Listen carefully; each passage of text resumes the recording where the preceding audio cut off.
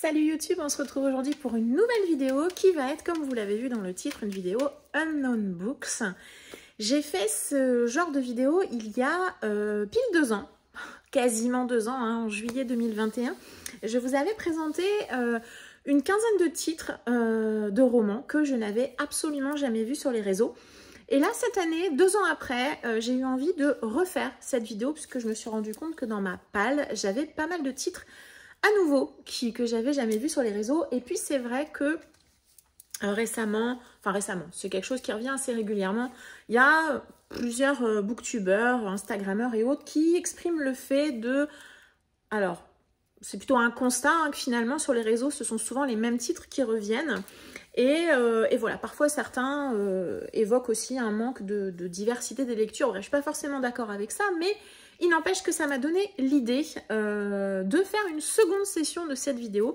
Vous savez que j'ai une palle extrêmement conséquente et que dans cette pile à lire, il y a énormément de titres, dont un certain nombre, donc 15 dans la première vidéo, et il y a une quinzaine de titres également aujourd'hui que je vais vous présenter, de titres que je n'ai jamais vus, absolument jamais, sur les réseaux. Alors on est d'accord, je ne suis pas tout le monde, je ne suis pas sur BookTok par exemple, je ne suis pas tous les comptes de tous les Instagrammeurs, tous les booktubeurs, voilà.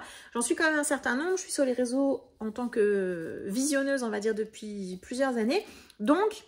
Voilà, il y a quand même certains titres que, même si je n'ai jamais lu, je suis habituée à voir passer. Là, dans ceux que je vais vous présenter, il me semble vraiment que je ne les ai jamais vus nulle part. Ce sont des titres qui sont dans ma palle, donc des titres que je n'ai jamais lus.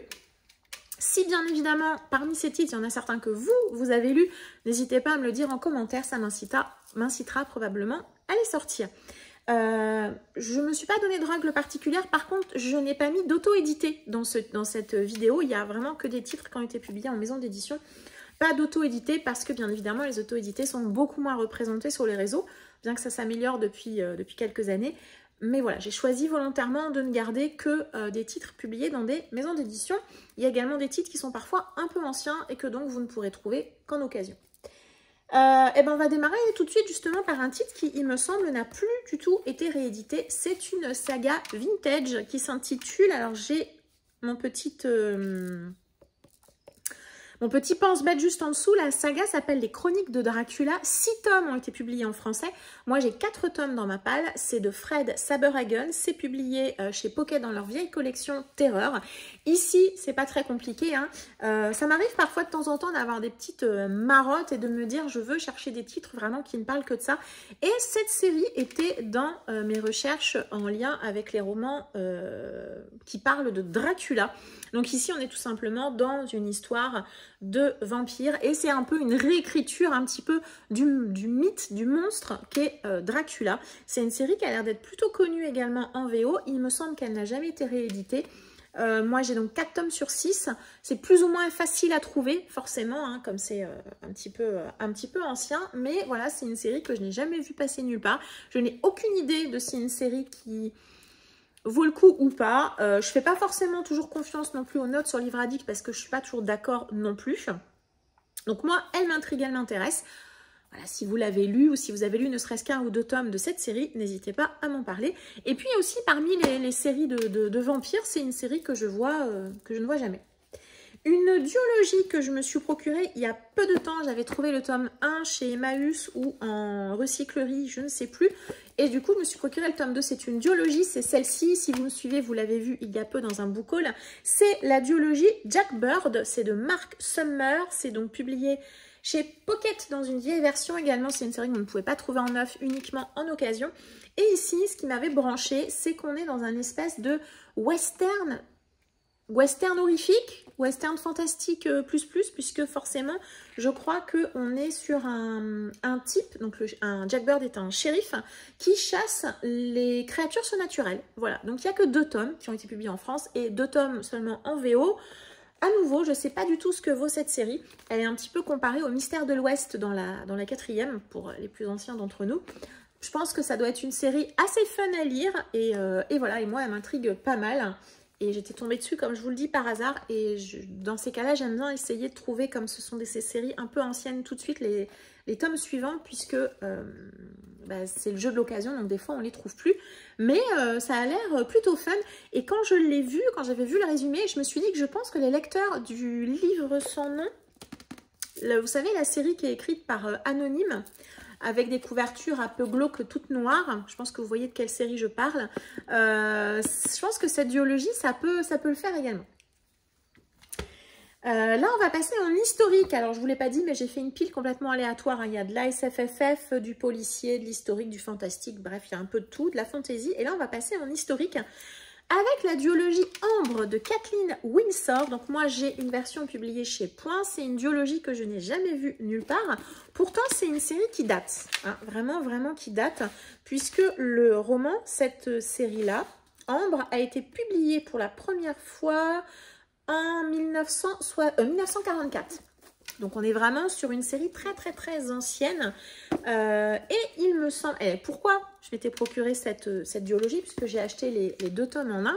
Comment je suis tombée sur cette série et comment j'ai eu envie de la lire. Donc pas par l'autrice, pas par les éditions Point. J'ai vu dans un article ou dans une interview peut-être de Anne Golon. Donc Anne Golon, c'est la femme qui a écrit Angélique Marquise des Anges. Que cette duologie Ambre était une de ses sources d'inspiration. Et effectivement, quand on lit la 4e, on découvre qu'on va suivre une jeune femme qui s'appelle Ambre. Elle a grandi à la campagne et on va la suivre dans ses aventures. Elle séduit les bandits de grand chemin, les étudiants, les soldats et elle finit par devenir la maîtresse du roi. Clairement, ça a quand même des grosses vibes Angélique Marquise des Anges. Hein. Et puis, elle est belle, elle est intelligente. Bref, voilà, vous comprenez que... c'est effectivement une des sources d'inspiration d'Angélique Marquise des Anges. Je trouve les couves plutôt sympas. Il n'y a pas... C'est un détail du portrait d'une jeune fille qui est disponible en visionnage chez Sotheby's à New York, donc un tableau.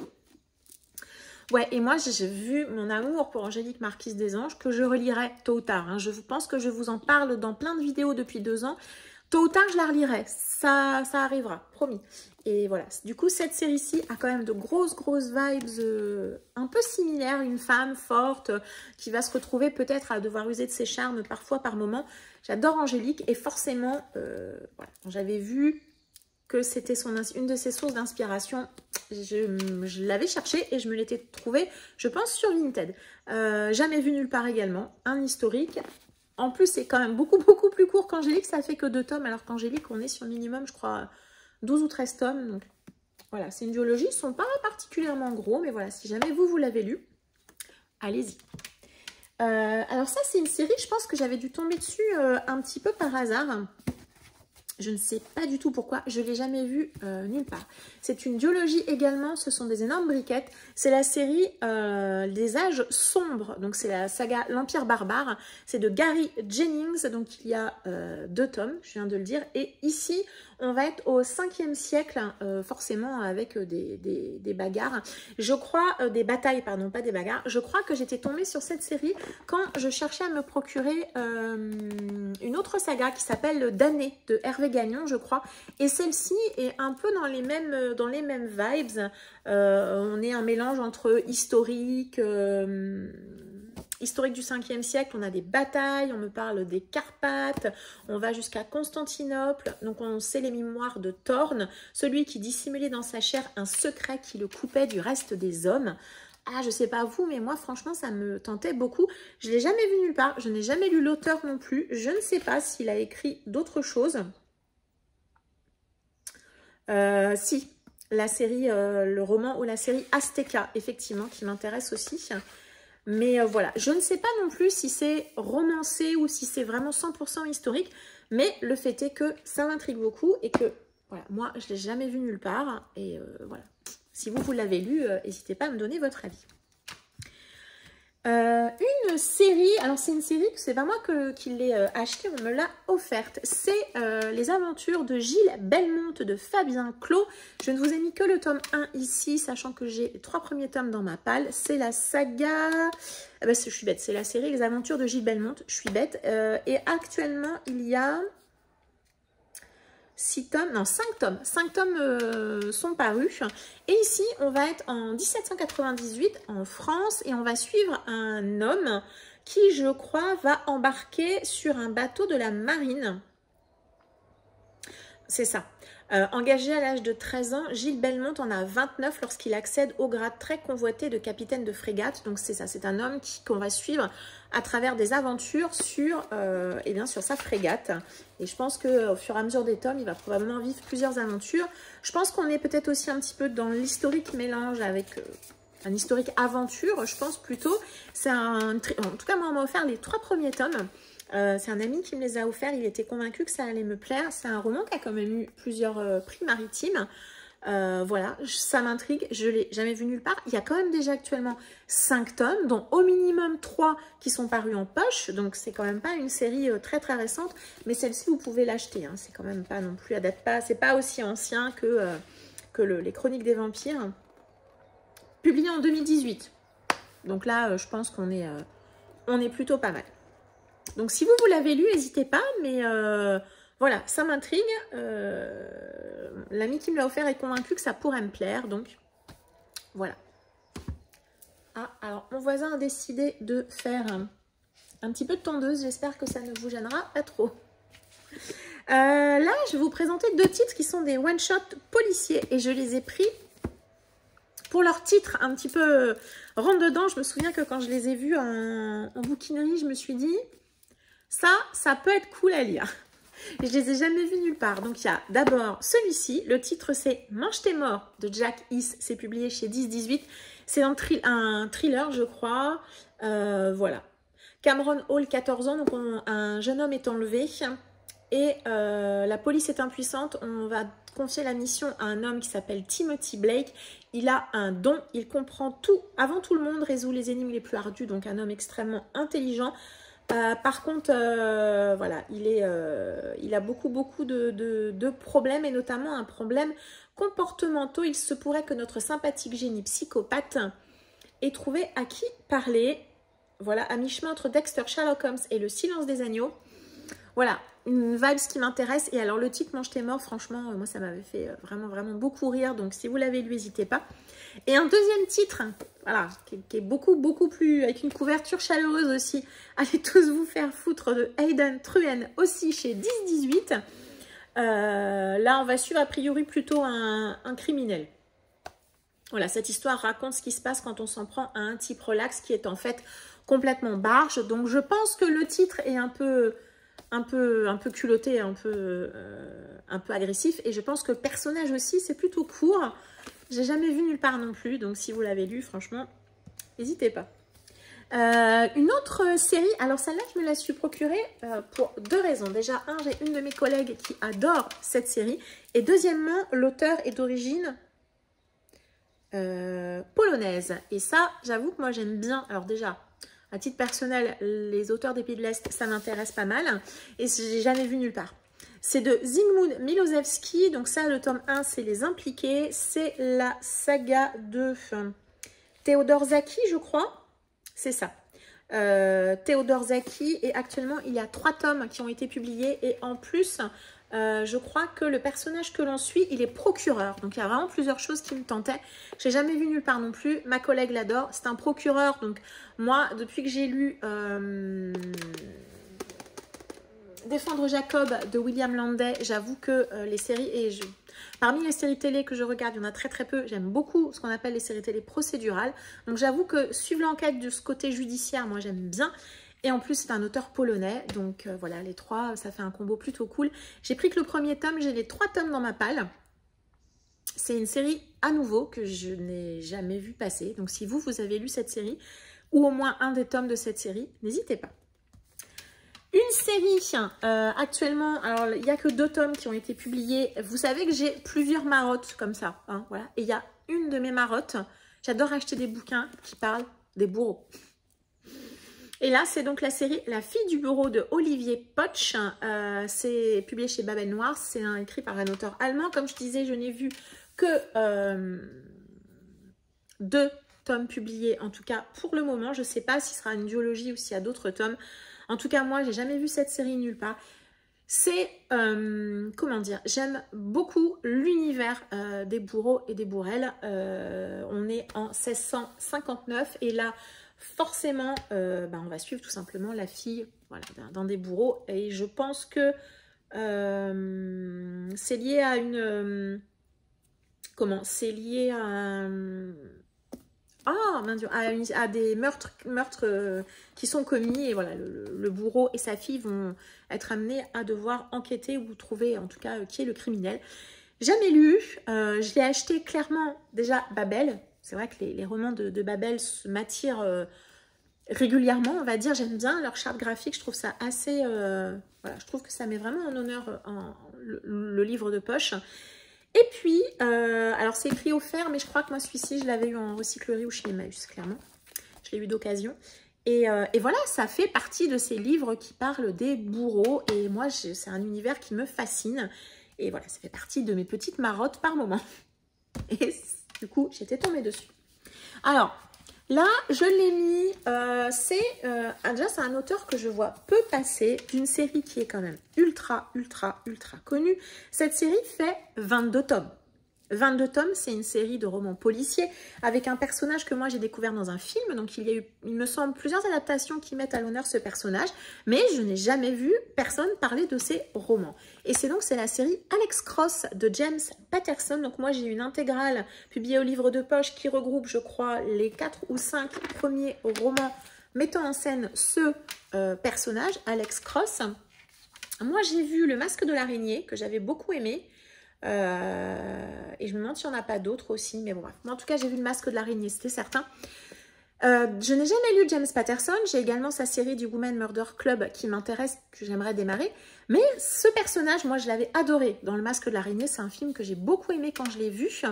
Et 22 tomes, ça fait cette série. Et franchement, j'ai jamais vu personne parler d'un roman qui met en scène ce personnage d'Alex Cross. Alors, j'ai hésité à le mettre dans cette vidéo parce que l'auteur est ultra connu et que la série en elle-même, malgré tout, même si elle n'est pas très représentée sur les réseaux, je pense qu'on est quand même nombreux à avoir vu au moins le film ou à connaître de nom le personnage d'Alex Cross. Mais moi, j'ai jamais vu sur les réseaux, donc j'ai décidé de vous en parler quand même. Si jamais vous avez lu du James Patterson et du Alex Cross, franchement, dites-le moi. Sachant que vous savez que moi, je suis team psychorigide hein, et forcément... je démarrais forcément par le tome 1, même sur une série de 22 tomes. C'est pour ça que quand j'avais trouvé cette intégrale, voilà, je m'étais un petit peu jetée dessus. En plus, franchement, toujours pareil, hein, en bouquinerie, et vraiment, elle est comme neuve. Et je suis vraiment... Alors, c'est écrit l'auteur de thriller le plus lu au monde. C'est possible, en tout cas, sur les réseaux. On ne le voit pas, et voilà. Pour revenir un petit peu dans les pays de l'Est, j'ai une trilogie de fantasy que je n'ai jamais vue nulle part. C'est cette trilogie-ci, Les Chroniques de Siala. C'est de Alexei Pekov, c'est publié chez J'ai lu, ce n'est plus édité, donc vous le trouverez en occasion, avec des couvertures que j'aime bien. Honnêtement, je me suis procuré cette série, alors principalement parce que l'auteur était d'origine russe. Pareil, vous savez, je vous disais les petites marottes que j'ai par moment de chercher certains titres qui sortent des pays de l'Est ou qui parlent de bourreaux, ou bref, vous comprenez l'idée. Là, c'était dans mon trip des auteurs de pays de l'Est et c'est vrai qu'en termes de fantasy, on a beaucoup en France, et même moi, hein, la première, hein, je lis beaucoup d'auteurs américains, anglais, français. C'est dans l'ordre dans lequel je les lis, hein. Souvent c'est plus les anglo-saxons et les français arrivent bien derrière, et puis après il y a les autres pays aussi, et des fois je me dis mais eux aussi ils doivent écrire de la fantasy, c'est pas réservé aux pays, aux États-Unis ou à l'Angleterre forcément. Et donc avec ces recherches j'étais tombée sur cette trilogie-ci, auteur dont bien évidemment je n'ai jamais entendu parler, série que je n'ai jamais vue nulle part, et puis au vu du résumé on est quand même sur je pense une série de fantasy assez classique, parce qu'on me parle de géants, d'ogres, de créatures maléfiques. Alors je me dis peut-être qu'il y a une petite touche de fantastique, un petit peu dark fantasy, ça serait encore mieux. Des elfes, voilà, un bouffon, des armées de guerriers et de mages, voilà, donc ça a l'air d'être quelque chose malgré tout d'assez classique, une quête, un héros. Et derrière, on nous dit quand même que le nombre de lecteurs d'Alexei Pekov dépasse celui de Tolkien. Donc je me dis que peut-être en plus en Russie, c'est peut-être quelqu'un de très connu. Déjà, ce qui est cool, c'est que la trilogie a été publiée en entier. Moi, je suis ravie de la voir. Ce qui est fort quand je fais cette vidéo, c'est que je m'auto-hype. C'est assez rigolo. Voilà, si jamais vous l'avez lu, franchement... n'hésitez pas, je crois que je le dis pour chacun des titres. Mais c'est une série qui m'intriguait pas mal. Et voilà, jamais vu nulle part. Alors là, c'est une duologie plutôt de fantastique que vous pouvez encore trouver, je crois. Elle est éditée chez Livresse Édition. Je ne l'ai jamais vue nulle part. C'est celle-ci, c'est la série Souffleur de rêve de Bérengère Rousseau. Donc elle est encore emballée parce que je l'avais eu à Mons Livre l'année dernière. Donc vous l'avez peut-être vue dans un de mes book hauls. Une série fantastique qui a l'air de mettre en scène le monde des rêves. Je ne sais pas si c'est jeunesse ou adulte. C'était une duologie que j'ai eue en cadeau parce que je l'avais acheté beaucoup de livres chez Livresse Édition, donc j'avais eu cette duologie en cadeau, mais c'est bien tombé parce que, alors, il y avait plusieurs titres et j'avais choisi cette duologie parmi les titres proposés au vu du résumé. J'avoue que l'idée d'un monde des rêves avec peut-être des personnages qui vont et viennent, et puis voilà, les coups font quand même très creepy, ça m'avait donné plutôt envie. On est dans du fantastique. Et celle-ci, par contre, si elle vous intéresse, je pense que vous pouvez la trouver sur le site des éditions Livresse. Une autre série que je me suis procurée à Mons l'année dernière et que je n'ai jamais vue nulle part, c'est une trilogie. C'est la trilogie de l'héritier du roi Arthur de Bertrand Crapez. Alors, Bertrand Crapez, moi j'ai lu 1, 2, 3 zombies que j'avais adoré. J'ai 1, 2, 3 vampires dans ma palle. J'aime bien l'humour, la manière dont il écrit, ça m'avait beaucoup plu. Et l'année dernière, j'avais craqué, j'avais acheté la trilogie en une fois. En plus, voilà, les couves sont absolument magnifiques. C'est de la fantaisie ultra abordable. Quand on avait échangé avec l'auteur, puisqu'on était avec Laurent Lado Vintage, il nous avait assuré que pour les novices de fantasy, ça passait nickel. Que même si vous n'êtes pas forcément très familier de l'univers du roi Arthur, c'est très bien expliqué. Il y a beaucoup d'humour. L'auteur nous l'avait très bien vendu. Et voilà, et je trouve ça dommage, à nouveau, voilà, de ne pas l'avoir sur les réseaux. J'ai très confiance en l'auteur après ma lecture d'1, 2, 3 zombies, que j'avais vraiment trouvé ça excellent. Et voilà, et je doute pas que celle-ci me plaira de toute façon, mais pareil, voilà, jamais vue sur les réseaux. Par contre, si vous me suivez sur ma chaîne, celle-ci, vous l'avez vue. En plus, j'ai tous les romans qui sont dédicacés avec petit marque-page. Ouais, j'étais vraiment très contente de me procurer ce titre l'année dernière. Et en même temps, voilà, c'est dommage de ne pas le voir passer. Une trilogie, alors celle-ci, on ne la voit pas passer, je pense, parce que probablement qu'elle est éditée par Amazon Publishing, donc c'est vrai qu'il y a quand même beaucoup de gens qui ne souhaitent pas passer par Amazon, mais il y a quand même des titres qui ne sont édités que chez eux par leur maison d'édition, et donc c'est la série, je cherche le tome 1 pour la mettre devant, The Paper Magician de Charlie N. Holmberg, donc c'est publié chez Amazon Crossing. Ce sont 3 petits romans, et moi ce qui m'avait plu dans cette série, alors déjà je trouve les couves assez sympa. Vous savez que chez moi, l'objet livre, il a quand même son importance. C'est une série de... Alors, urban fantasy, je sais pas trop, qui met en scène l'univers du papier. Voilà, notre personnage principal, elle a la capacité de travailler et de modifier le papier. Et j'aimais beaucoup cette idée. Et on va suivre donc cette jeune femme qui va faire un apprentissage pour apprendre à maîtriser son don. Voilà, je pense qu'il y a d'autres histoires autour de ça, mais j'aimais beaucoup cette idée de personnage qui peut manipuler le papier. Je crois que je ne l'ai jamais vu ailleurs, je peux me tromper, mais il ne me semble pas. C'est une trilogie. Alors, il me semble que l'autrice a publié depuis un 4e tome, mais je pense qu'on peut s'arrêter à la trilogie principale. Ce qui m'arrangerait, hein, puisque le 4e n'est pas publié en France. Il n'est pas édité, en tout cas, il n'est pas édité en version française. Voilà, je suis vraiment super contente d'avoir ce titre dans ma palle. Et voilà, la thématique, elle est quand même super originale. Toujours pareil, jamais vu sur les réseaux. La thématique non plus d'ailleurs. Et on va terminer par une trilogie également de fantasy. Alors celle-là, je suis un petit peu étonnée parce que c'est une série un peu ancienne. Et j'ai déjà vu quand même pas mal de gens en interview, notamment la citer. Mais je n'ai jamais vu personne la montrer sur les réseaux. Alors, à nouveau, hein, voilà, peut-être que je l'ai raté sur certains gros comptes qui lisent de la fantasy, puisque oui, on va être à nouveau en fantasy plutôt orientale. Et j'étais tombée sur cette série un jour où, à nouveau, j'avais une marotte de fantasy asiatique et orientale et où je m'étais mis à regarder quels étaient les titres qui étaient publiés en français.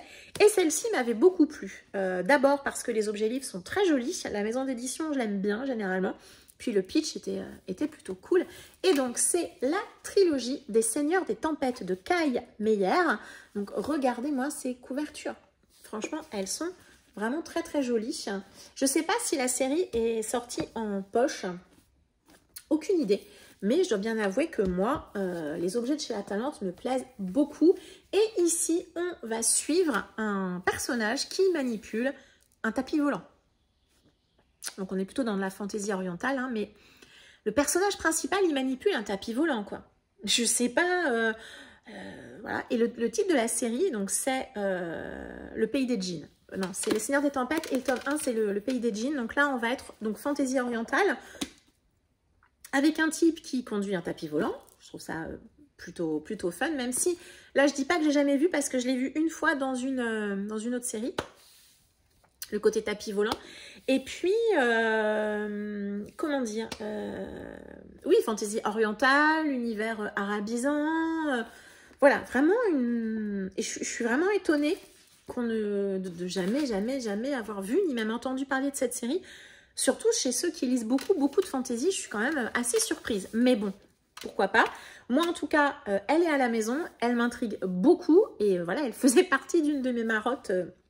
Autre genre de fantaisie, toujours un petit peu dans cette idée, un peu comme avec l'auteur russe tout à l'heure, d'aller chercher des fantaisies qui ne sont pas forcément américaines, en tout cas qui sont un petit peu différentes, peut-être dans la manière d'écrire, dans la manière de raconter l'histoire de ce que j'ai l'habitude de lire. Ici, Kay Meyer est allemand.